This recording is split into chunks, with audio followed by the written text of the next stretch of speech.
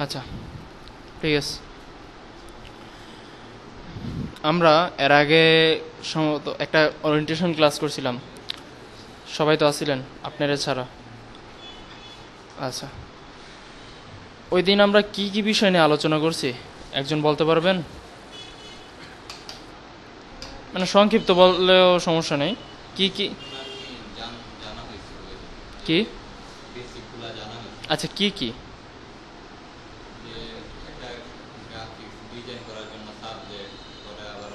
হ্যাঁ, সাবজেক্ট ওপরে অবশ্যই মনে রাখতে হবে। তারপর কালারের দিক দিয়ে মনে রাখতে হবে। আচ্ছা, ঠিক আছে। আরেকটা দিক দিয়ে আমরা দুই রকমের আমাদের মিডিয়া, এটা বলছিলাম। আমাদের মিডিয়া কয় রকমের? দুই রকমের। একটা হলো প্রিন্ট সোশ্যাল মিডিয়া, আর একটা হলো প্রিন্ট মিডিয়া, ঠিক আছে। আচ্ছা, প্রথমে যে আমাদের আছে বেসিক গ্রাফিক্স কম্পিউটার, এটা একটা গ্রাফিক্সের ধরন এটা দুই রকম, একটা হলো রাস্টারাইজ আর একটা হলো ভেক্টরাইজ, ঠিক আছে। একটা হলো এগুলো আপনারা আপনাদের আইডিতে ঢুইকা তারপর যে সময় গ্রাফিক্সে ঢুকবেন, ক্লাস শুরু হতে ক্লিক করলে এগুলো পাবেন আপনারা, এগুলো সেম পাবেন, এগুলো সমস্যা নাই। এখানে পাবেন রাস্টারাইজ আর ভেক্টরাইজ। এখানে লেখা আছে, বিস্তারিত লেখা আছে, আমি যেগুলো বলবো এগুলোই থাকবে, বাদ বাকি বিস্তারিত এখানে নিচে লেখা আছে। যেমন এখানে যেটা আছে যে উপরে আমাদের প্রথম কি কি আজকে জানবো: গ্রাফিক্সের ধরন, resolution, colour modes, file format, typography basic, এতটুকু মানে ফাইল ফরম্যাট পর্যন্ত আমরা আজকে যাব। বাকি কালকে ডিজাইন প্র্যাকটিস এগুলা কালকে আমরা করব, ঠিক আছে।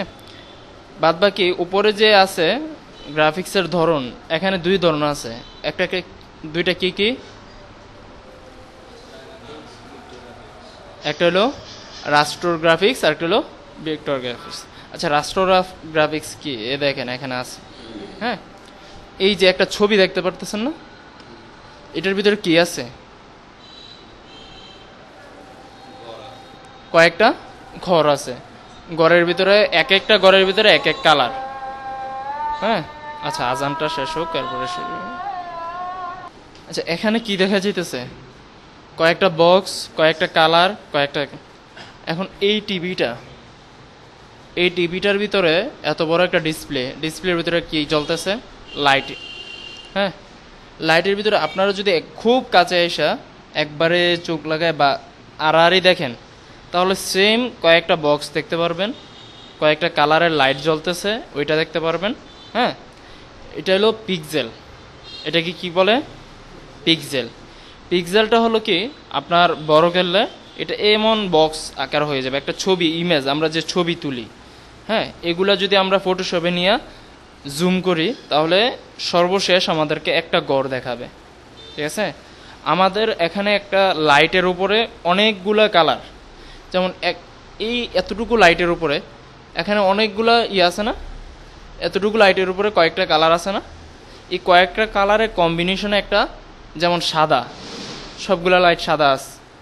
তারপরে যেমন হাতের রংটা, হ্যাঁ, এই রংটা দিলে এখানে কয়েকটা কালার মিলা একটা কালার হবে, ঠিক আছে। এটা পিক্সেলের একটা ধরন। এটা হলো পিক্সেল। আমাদের ফটোশপ যেই যে সফটওয়্যারটা, ওইটা হলো পিক্সেল বেস, ঠিক আছে। ওইটাতে আমরা বেশিরভাগই আমরা যে সময় ডিজাইন করব পিক্সেল দিয়েই ডিজাইন করব। ওইটা আমরা মূলত বেশিরভাগ আমরা ডিজাইন করি সোশ্যাল মিডিয়া পোস্টের জন্য, ঠিক আছে, ব্যানারের জন্য, ফেস্টুনের জন্য এগুলা ইলাস্ট্রেটর। বাদ বাকি ব্যানার, তারপর সোশ্যাল মিডিয়া পোস্ট, তারপরে হলো কি বলে, আরে ইন্টারনেটের মানে ডিসপ্লের জন্য যা ব্যবহার করা হয় বেশিরভাগ, আর লোগো, তারপর ভেক্টর যে ডিজাইনগুলো ওইগুলো আমরা ব্যবহার করি ইলাস্ট্রেটর দিয়ে, ঠিক আছে। আচ্ছা, এটা পিক্সেল এখানে বিস্তারিত উপরে লেখা আছে পিক্সেলটা কি ধরনের, কিভাবে হয় এগুলা। আর বাদ বাকি এরপর নিচে গেলে ভেক্টর কি। হ্যাঁ, ভেক্টর এখানে হলো আপনার, আমরা লোগো বানাই না, আমরা লোগো দেখি, লোগোগুলা কিন্তু জুম করলে লোগো পিক্সেলও হতে পারে, ভেক্টরও হতে পারে। এখন আপনি যে ভেক্টরটা নেবেন ওইটা যতই জুম করবেন দেখবেন ফাটবে না, বা পিক্সেল আকারে হবে না যে ছাইরা দেয় অথবা করে, এমন হবে না। আমি যদি আপনাদেরকে একটা উদাহরণ দিয়ে দেখাই, যেমন আমি ইলাস্ট্রেটরে যাই,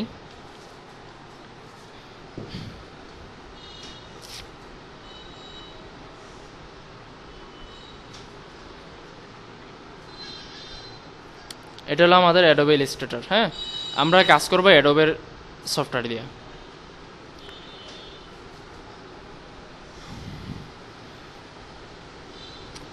আর বর্তমানে অনেকের ভুল ধারণা আছে যে আমরা এআই দিয়া গ্রাফিক্স করে ফেলবো। এআই দিয়া গ্রাফিক্স করা সম্ভব না। এআইকে যতক্ষণ আপনাকে বোঝানো লাগবে ততক্ষণ আপনি একটা নিজের মাথাতে আইডিয়া দিয়ে, আপনি আইডিয়া জানেন দেখে তো এআইকে বুঝাবেন, নাকি এআই আপনাকে বুঝিয়ে বানাবে? আপনার মতো তো এআই বুঝাতে পারবে না। আপনি এআইকে বলবেন এইভাবে এইভাবে, সে এইভাবে এইভাবে করবে, কিন্তু আপনি যদি জানা থাকে তাহলে আপনার এআইকে বলা ছাড়া আপনি নিজে করতে পারবেন। আচ্ছা ঠিক আছে, আমি এখান থেকে একটা নতুন ফাইল, এগুলো আমি দেখাবো, এগুলো ক্লাস ভিত্তিক আছে, বেসিক ক্লাসে আছে। আমি একটা ফাইল আপাতত একটা মানে ডিফল্ট ফাইল নিয়ে নিলাম। হ্যাঁ, এখানে একটা পেজ আসলো, পেজের ভিতরে আমি একটা শেপ নিলাম। এই শেপের কাজ আপনারা করছেন অবশ্য, মানে মাইক্রোসফট ওয়ার্ডে, এগুলা দেখার বিষয় না, এগুলো আমরা দেখবো সামনে। এই শেপ দিয়ে আমরা অনেক কিছু তৈরি করব। আচ্ছা, এখানে আমি একটা শেপ নিলাম, এটা হলো ভেক্টর। এটা কি ভেক্টর।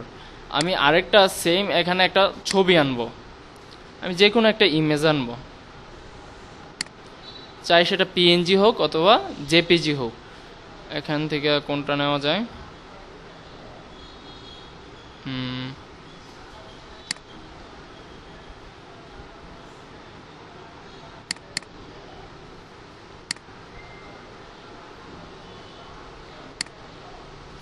আচ্ছা, আমি দুইটা জিনিস নিলাম, একটা কি নিলাম?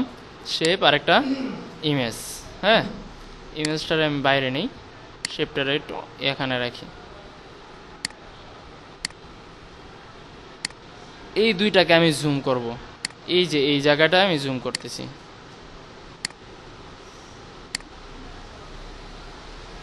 এখানে কিন্তু পারতেছে না। হ্যাঁ, এটা আমি আরো জুম করি। এখানে তো সাদা, এই জন্য বোঝানো যেতে পারে। এই দিকে আমি জুম করি।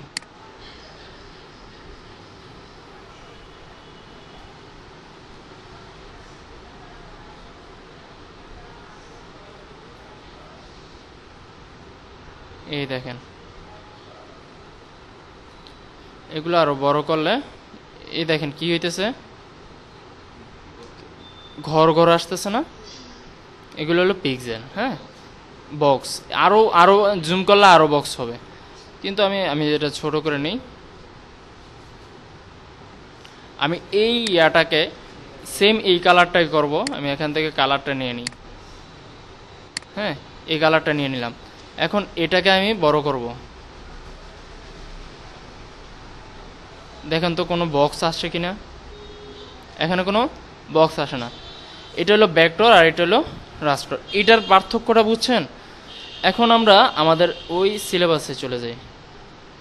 এখানে সেম, এখানে যেগুলো লেখা আছে, মানে আমি যেটা বুঝাচ্ছি এগুলোই লেখা আছে, শুধু আপনারা একবার দেখে পড়বেন। হ্যাঁ, তারপরে সাবজেক্টে যাই।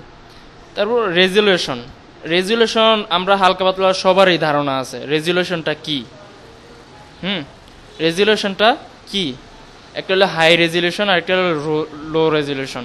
এটা মোটামুটি সবার ধারণা আছে। যেমন একটা ছবি তুললে আমরা দুইটা ছবি যদি একসাথে ধরি, কোনটা হাই রেজুলেশন আর কোনটা লো রেজুলেশন এটা আমরা দেখলেই বোঝা যায়।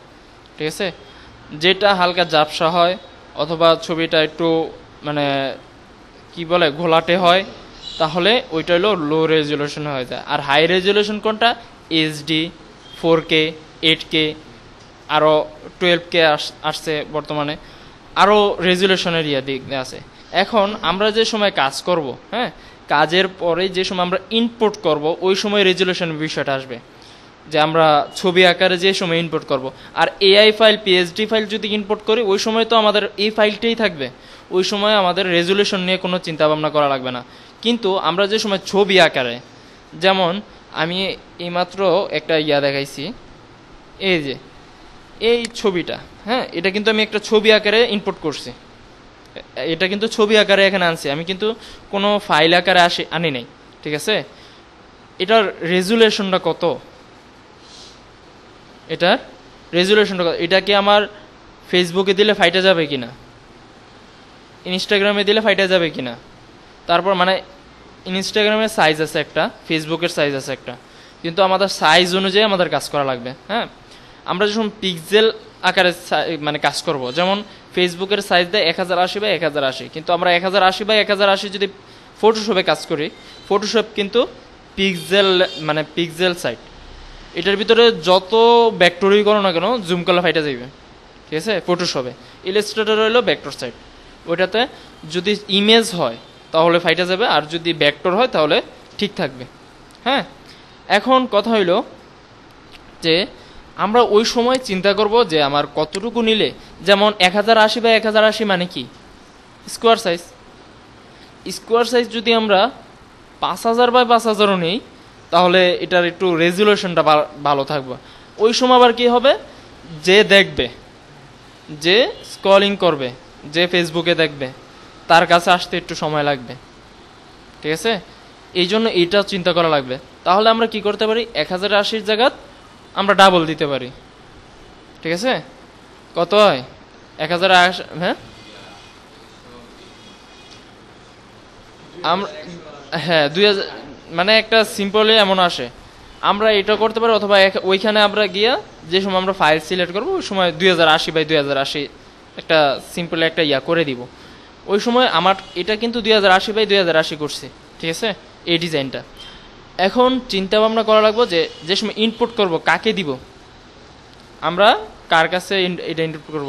ইনপুট করার সময় আমাদের আরও কয়েকটা ক্রাইটেরিয়া থাকবে, ওই সময় আমরা দেখাই দিব ইনপুটের সময়। আচ্ছা, রেজুলেশনটা গেল, হাই রেজুলেশন আর লো রেজুলেশন এখানে লেখা আছে কি কি। তারপর ফাইল ফরম্যাট যেটা, আচ্ছা কালার মোডও আসছে। কালার মোড আমি 2টা কালার বলছিলাম, মনে আছে কি না? আমাদের মিডিয়া কয়টা? 2টা মিডিয়ার জন্য 2টা কালার, এটা একটু মাথায় খেয়াল রাখবেন সব সময়। আমরা যে সময় ডিসপ্লের জন্য ডিজাইন করব, ডিসপ্লে বলতে স্ক্রিনের জন্য, ল্যাপটপ হোক, পিসি হোক, তারপরে কি হয় টিভি হোক, মোবাইল হোক, যে কোনো ডিসপ্লের জন্য ডিজাইন করব, আমরা RGB কালার মোড দিয়ে ডিজাইন করব, RGB, ঠিক আছে। আর যে সময় প্রিন্টের জন্য ডিজাইন করব, যেমন ব্যানার, ফেস্টুন, তারপরে পোস্টার, লিফলেট, ওইগুলা যে সময় আমরা ডিজাইন করব, ওই সময় ডিজাইন করব কি দিয়া, CMYK।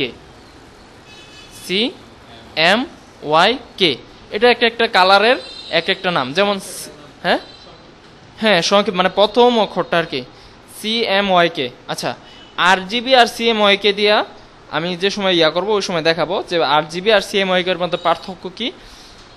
যদি আপনি RGB দিয়ে ডিজাইন করেন, হ্যাঁ ধরেন RGB দিয়ে ডিজাইন করতেছেন, দেখতে সুন্দর লাগতেছে, দেখতে মানে একবারে ফাটাই লাইছেন, কিন্তু আপনি যে সময় প্রিন্ট করবেন ওই সময় বের হওয়ার পরে দেখবেন একটা কালার গেছে কেমইরা, ঠিক আছে। এমন হবে যে একটা ডিজাইন করলেন, ডিজাইনের পরে একটা কালার যদি ডিসকালার হয়ে যায়, আপনি তো প্রথমে একটা পেপারে ডিজাইন করবেন না, করবেন যে আমার যে কাজ দিচ্ছে তাকে বড় একটা ইয়াতে ডিজাইন করবেন।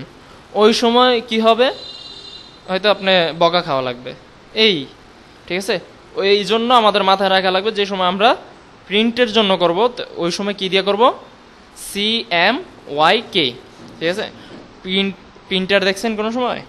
প্রিন্টার, ছোট প্রিন্টার, মানে ওই যে নিচে আমাদের যে প্রিন্টারগুলো আছে, ওই প্রিন্টারের গায়ের ভিতরে 4টা কালির নাম আছে। 4টা কালির কি কি? CMYK, ঠিক আছে। 4টা কালি, 4টা নাম আছে। এই 4টা নামের ভিতরে আমরা 4টা কালার কালি ভরা লাগে। এই 4টা কালার কালির কম্বিনেশনে সব কালার আসে, ঠিক আছে। আর RGB হলো ডিসপ্লের জন্য, মূলত RGB আমরা ব্যবহার করি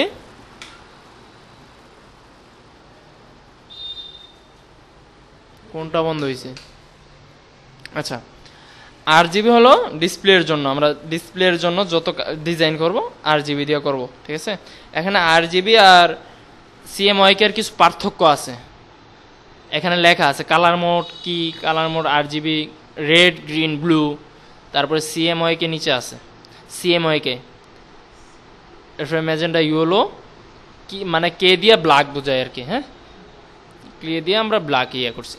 আচ্ছা, এটা প্রিন্টের জন্য ব্যবহার করা হয়। এগুলোই আমি যেগুলো বলছি সেম এগুলোই আছে, হ্যাঁ। এরপর হলো আমাদের ফাইল ফরম্যাট। ফাইল ফরম্যাটের ভিতরে আমাদের কয়েকটা, যেমন আমরা মাইক্রোসফট ওয়ার্ডে সবাই তো কাজ করছি, এখানে তো কেউ নাই যে মাইক্রোসফট ওয়ার্ডে কাজ করেন নাই, কেউ আছে মাইক্রোসফট ওয়ার্ডে ফাইল করেন নাই, সেভ করেন নাই? হ্যাঁ, ওই সময় আমরা কি ফাইলে সেভ করি? ডেস্কটপ, দিস পিসি, তুমি কও কি? হ্যাঁ হ্যাঁ হ্যাঁ, ওইটা কি ফরম্যাটে সেভ করি? কি ফরম্যাটে সেভ করি? আপনার তো শেষ, আপনি বলেন। হ্যাঁ,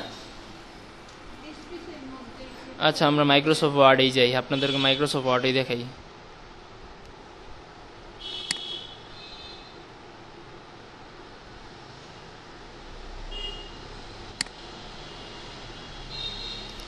এখন যদি আমরা সেভ করতে হয় কোথায় যাব? Shortcut key? কন্ট্রোল এস দিলাম। এখন দেখেন এখানে আমার কি আসছে, এই দেখেন আমার ফাইল ফরম্যাটটা কি এখানে, ঠিক আছে, ডক্স।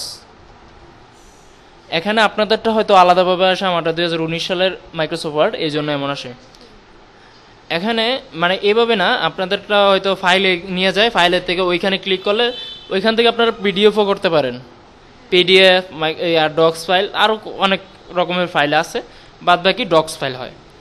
সেম যে সময় আমরা ইলাস্ট্রেটরের ফাইলের করব, ওই সময় হবে আমাদের এআই ফাইল, ঠিক আছে, ডট এআই, শেষে যে কোনো নামই লাগবেন শেষে থাকবে কি ডট এআই, ফরম্যাটটা থাকবে আর কি এআই ফাইল। আর যে সময় আপনারা ফটোশপের করবেন, ওই সময় দুইটা ফাইল থাকবে, মানে সিম্পলি একটা থাকবে পিএইচডি, টিটিএফ আছে, তারপর আরও অনেক রকমের ফাইল আছে, বাদ বাকি আমাদের পিএইচডিটা মূলত থাকবে, ঠিক আছে। কি থাকবে? পিএইচডি আর এআই, ঠিক আছে, এই দুইটা ফাইল থাকবে। এই দেখেন নিচে লেখা আছে এআই ডট এআই আর ডট পিএইচডি, হ্যাঁ, এখানে ছবি দিয়ে আপনাদেরকে বুঝাই দেওয়া হয়েছে, ঠিক আছে। আর এখানে আছে জিপ, পিডিএফ, পিএনজি, জেপিজি। এখান থেকে কে কোনটা চিনেন, মানে zip file, PDF file, PNG file, JPG file, এখান থেকে কে? হ্যাঁ, জেপিজি আর পিডিএফটা চিনে একজন, কি জানি না, ফাহিম। কি? ও পিডিএফ, আচ্ছা পিডিএফ, আচ্ছা তুমি? আচ্ছা, জেপিজি আর পিডিএফ। আপনি? শুধু পিডিএফ। তুমি কোনটা? পিডিএফ আর কোনটা? জিপ, জিপ, জিপ ফাইল চিনেন? জিপ ফাইল দিয়ে কি করে?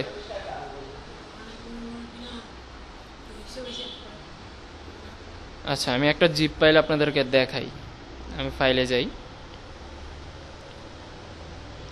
ডাউনলোডে যাই, আমার এখানে জিপ ফাইল আসছে। এই দেখেন একটা কি দেখা যায়, একটা ফাইল, আপনারা ফাইল তো তৈরি করতে পারেন, মানে ফোল্ডার যেটাকে বলে আর কি, ফোল্ডার তো তৈরি করতে পারেন। এই ফোল্ডারের মাঝখান দিয়ে একটা চেইন গেছে, ঠিক আছে, এটা মানে আইকন আর কি, একটা আইকন চেঞ্জ করা যায়, এটা কোনো ম্যাটার না, এটা একটা।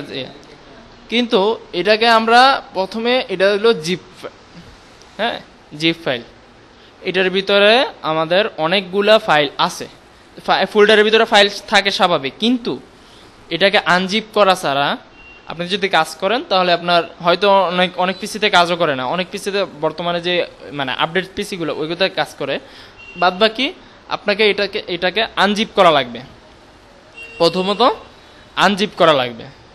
মানে আমরা যে সময় ব্রাশ টুলের কাজ করব, ফটোশপে ব্রাশ টুলের কাজ করব, ওই সময় আনজিপ করা লাগবে, আনজিপ করে তারপরে আমাদেরকে ফাইলটা ইনস্টল করা লাগবে, তারপরে যে আমাদের কাজ করা যাবে, ঠিক আছে। আর এখানে কি হবে, এটা কি ট্রেন্ড, এটা মোকআপ না, মোকআপ না, আরেকটা দেখাই, এই যে এটা একটা আছে, এই দেখেন আমি ভিতরে ঢুকলাম, আমার 3টা ফাইল আছে এটাতে, ঠিক আছে। আমি একটা প্রিভিউ দেওয়ার জন্য আমি একটা ছবি ওপেন করলাম, এটার ভিতরে কি আছে, এটা একটা ডিজাইন, এটা মোকআপ করবো আর কি, মোকআপের জন্য আমি ডাউনলোড করছিলাম, বাদ বাকি এটা একটা প্রিভিউ দেওয়ার জন্য আমার এটার ভিতরে।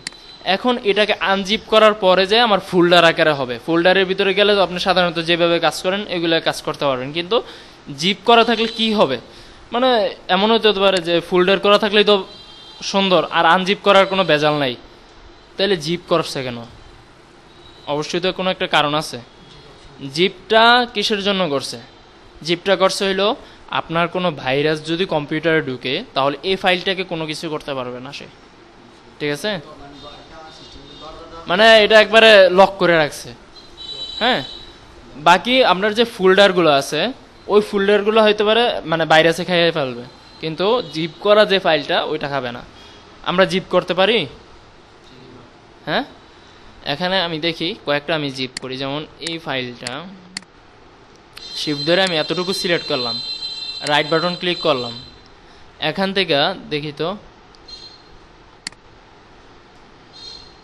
এখান থেকে সেন্ড টু আছে, সেন্ড টু, এই দেখেন আচ্ছা ঠিক আছে। হ্যাঁ, এখানে ক্লিক করলে কতক্ষণ সময় নিবে, তারপর এটা জিপ হয়ে যাবে। হ্যাঁ, আচ্ছা ঠিক আছে, জিপ তো চিনলেন, এখন তো জিপ জিপ ফাইল চিনলেন, কেমন জিপ ফাইল থাকবে? পিএনজি আর জেপিজি।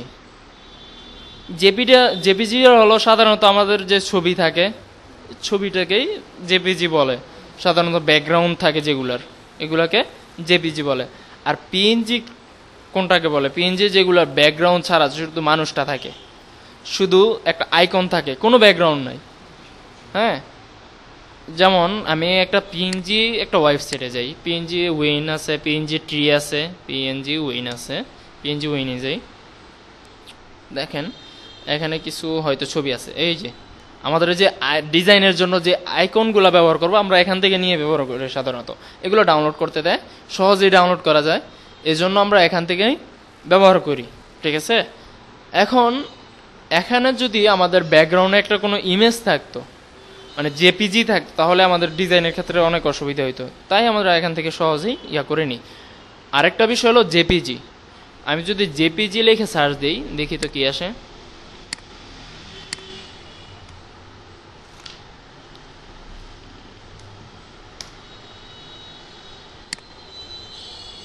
এই দেখেন জেপিজি, মানে একটা সাধারণ ইমেজ, ইমেজ যে আমরা ব্যবহার করি এগুলোই জেপিজি। হ্যাঁ, জিপ ফাইল বুঝলাম, তারপরে জেপিজি বুঝলাম, তারপরে পিএনজি দেখলাম। হ্যাঁ, তারপর আরেকটা কি আছে?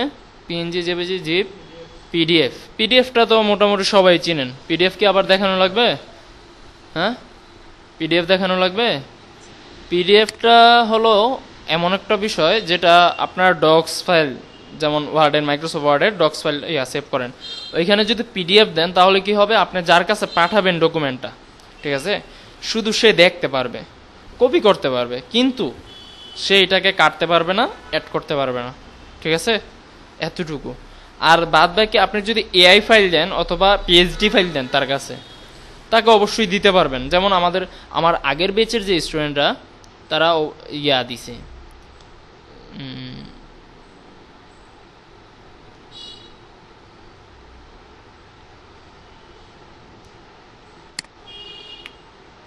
এই যে এআই ফাইল দিছে। হ্যাঁ, এআই ফাইলটা দিছে, এটাতে যদি আমি ক্লিক করি তাহলে আমার মানে সরাসরি অ্যাডোবি ইলাস্ট্রেটর থেকে আমাকে সে যে ডিজাইনটা করছে সেই ডিজাইনে ঢুকাই দিবে।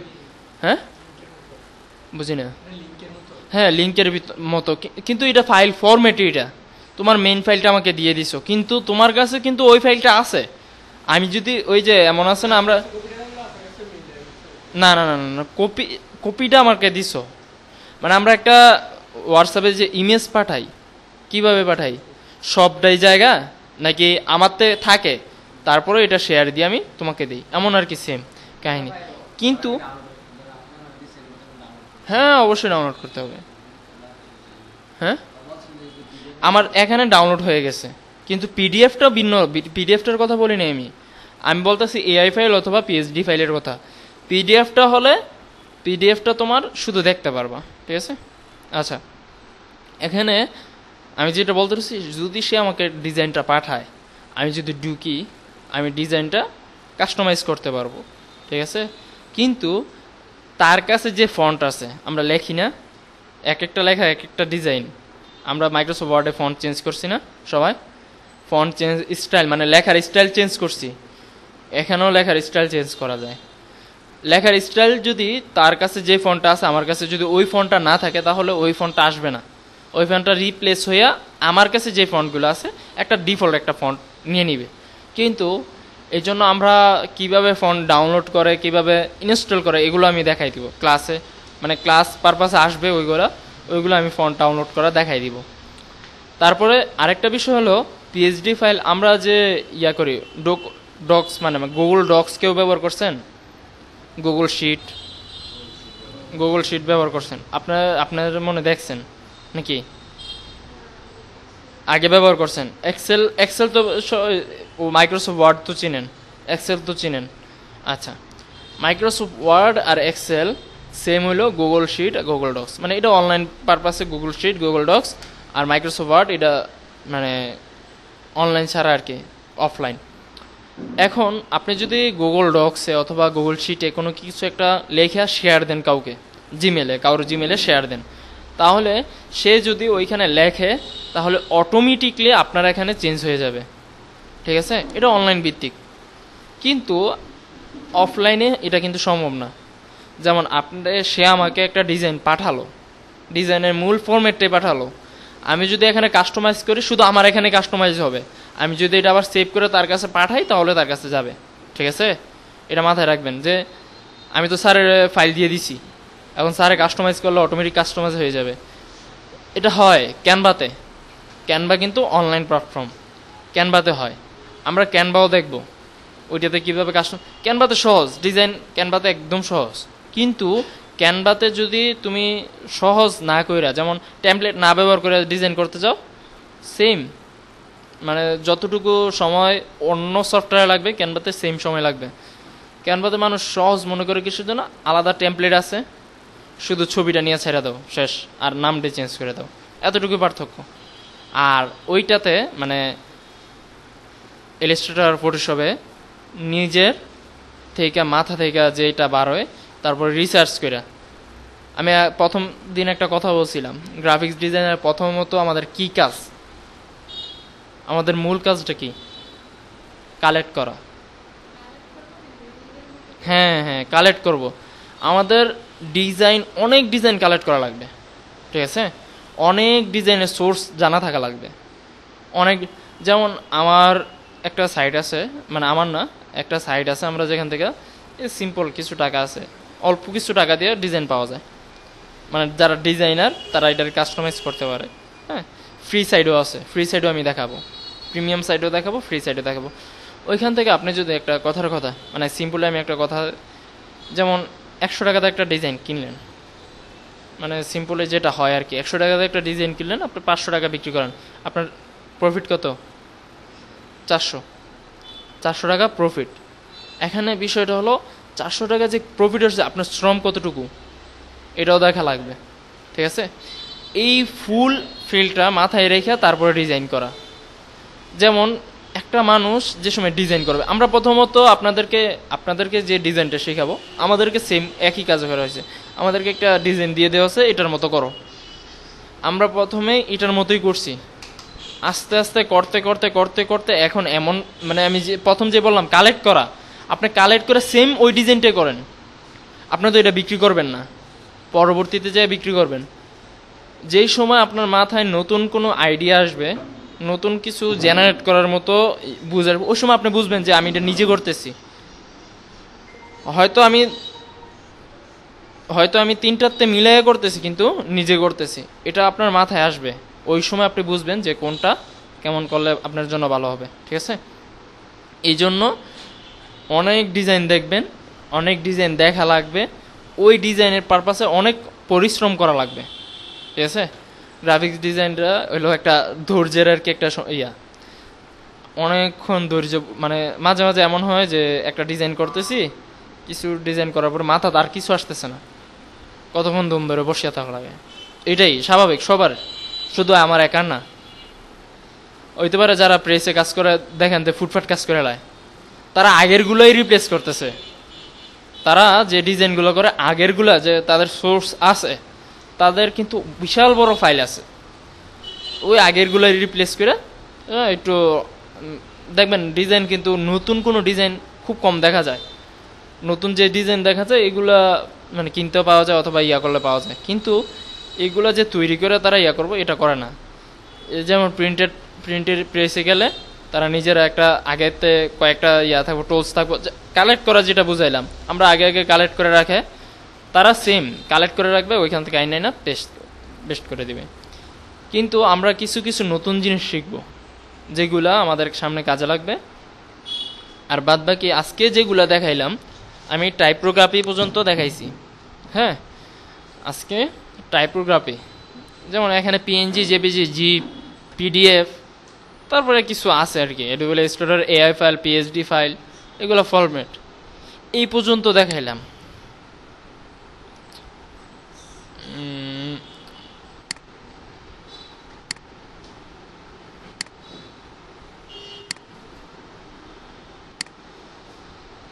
আমি এটাকে একটু হালকা অন্য কালার করে দিলাম। এই পর্যন্ত দেখালাম যতটুকু, এতটুকু একবার হলেও আপনারা বাসায় যা পড়বেন, ঠিক আছে? একবার হলেও পড়বেন। আমি জিজ্ঞেস করব যে কোনটা কি লেখা ছিল। হ্যাঁ, এগুলো আপনারা পাবেন, মোবাইলে পেয়ে যাবেন। বাদ বাকি কী লেখা ছিল আমি জিজ্ঞেস করব, আপনারা একবার হলেও কি করবেন, এগুলো পড়বেন, ঠিক আছে? এখানে মোটামুটি আপনাদের অনেক মোটামুটি একটা ধারণা আছে, যেমন এই RGB কি দিয়া স্ক্রিনের জন্য CMYK প্রিন্ট এখানে লেখা আছে, ঠিক আছে? এগুলো একবার হলেও পড়বেন। বাদ বাকি সামনের ক্লাসে আমরা বাকিটুকু যে প্র্যাকটিক্যাল ক্লাস, টাইপোগ্রাফি, এগুলো মানে এগুলো হলো। হ্যাঁ, আচ্ছা আমি দেখাই দিতেছি কীভাবে আনবেন। আচ্ছা আমি আগে ভিডিওটা